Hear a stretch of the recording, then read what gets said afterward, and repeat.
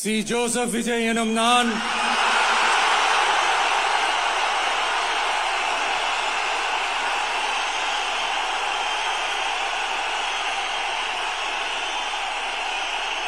சட்டப்படி அமைக்கப்பெற்ற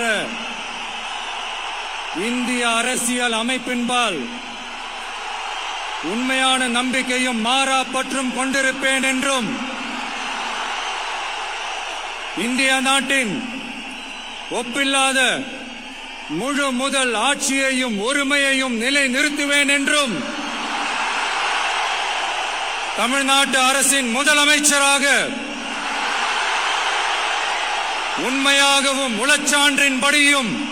என் கடமைகளை நிறைவேற்றுவேன் என்றும் அரசியல் அமைப்பிற்கும் சட்டத்திற்கும் இணங்க அச்சமும் ஒருதலை சார்பும் இன்றி விருப்பு வெறுப்பை விலக்கி